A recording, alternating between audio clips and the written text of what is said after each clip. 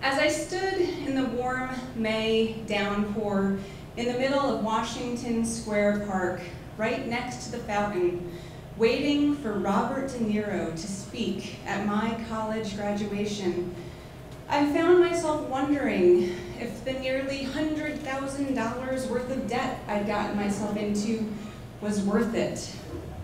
I knew from the time I was 15 that when I grew up, I wanted to be a movie director. What I didn't know was how. So I figured I needed to go to the best film school in the country, NYU's Tisch School of the Arts. By some miracle, I got accepted, and then I found out how expensive NYU was, but I decided to go anyway.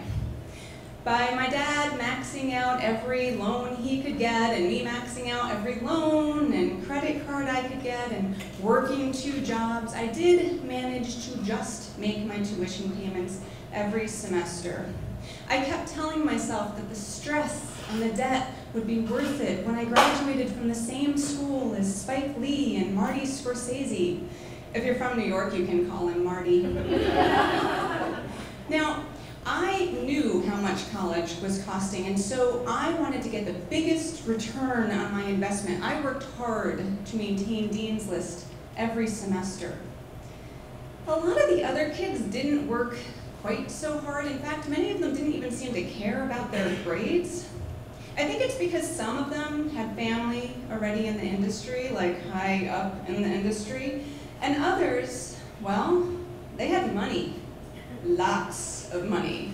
I mean, these kids didn't need to borrow the NYU film equipment. They had their own. These are 20-somethings with tens of thousands of dollars worth of their own equipment. And they didn't have to work with the student crew they got assigned. They hired professional DPs and sound engineers and paid actors to be in their student films. Nobody pays actors. I tried hard. I tried not to be judgmental, but hearing stories about them going out and partying every night while I went to work, or hearing about their ski vacations in the Alps and their scuba diving trips to the Caymans while I vacationed by walking around the city because walking is free, made it impossible not to be jealous. And let's face it, a little bit superior. You see, while they went out to dinner with Jonathan Demme and Peter Bogdanovich, I got to suffer for my art. And isn't that what true artists do?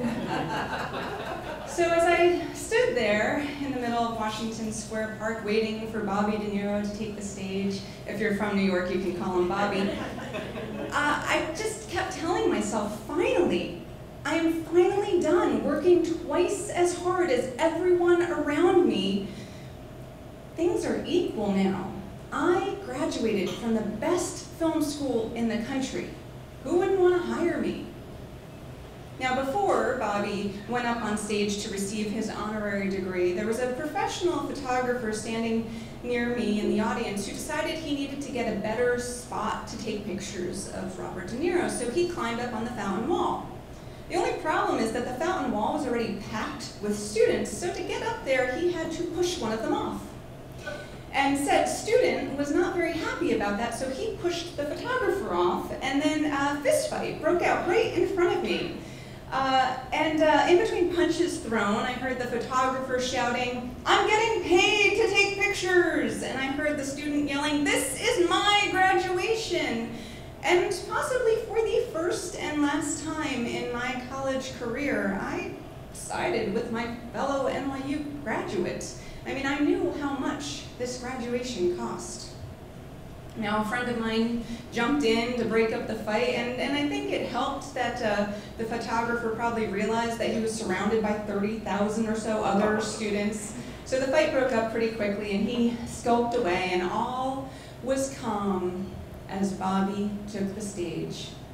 He walked up, he got his honorary degree, and he leaned into the microphone, and the crowd went wild.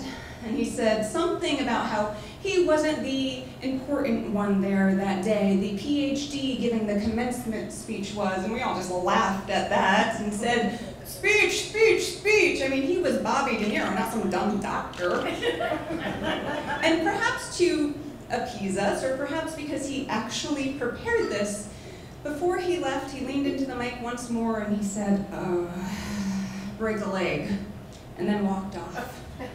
Now, he is famous for his acting and not so much for his writing. And to be honest, I don't really remember what that doctor guy said, or actually even who he was.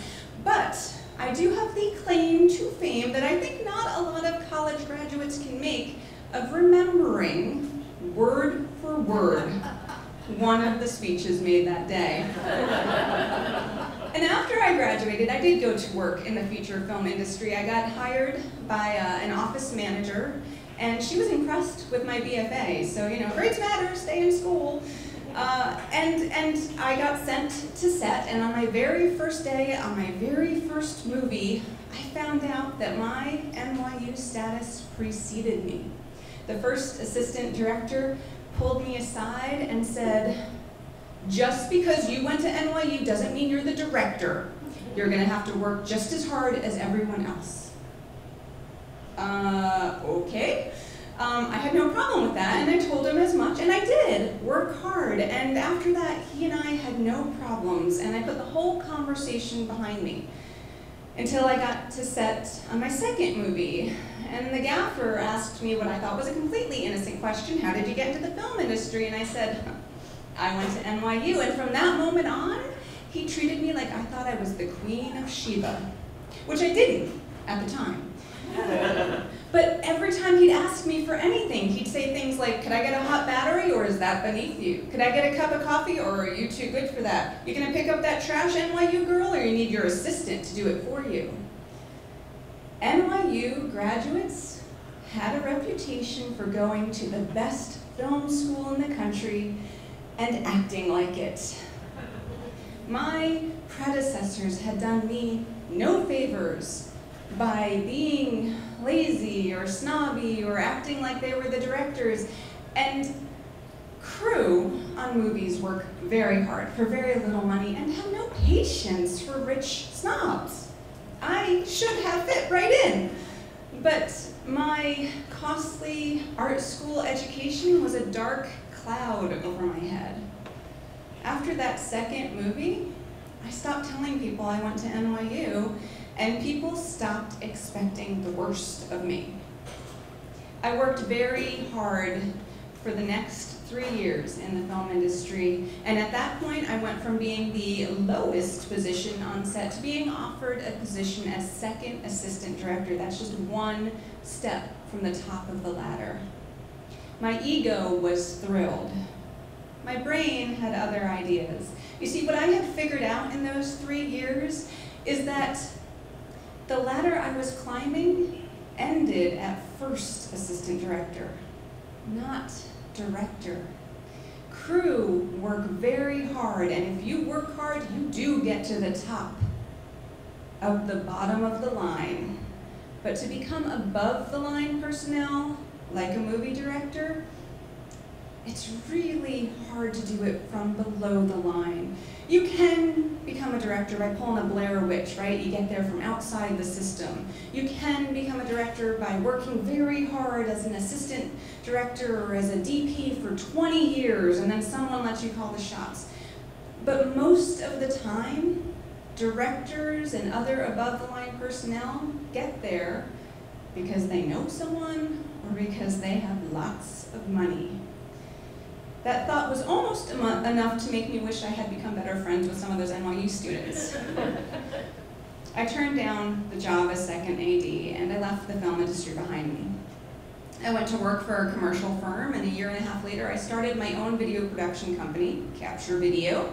And for the past 15 years, I have directed every video we make. And in the world of business, where things boil down to ROI, your work ethic matters, as does your reputation. So whenever I meet with a new prospect, one who doesn't know what a fantastic worker I am, I always make sure to brag just a little about how I graduated with honors from the best film school in the country, and Bobby De Niro spoke at my graduation.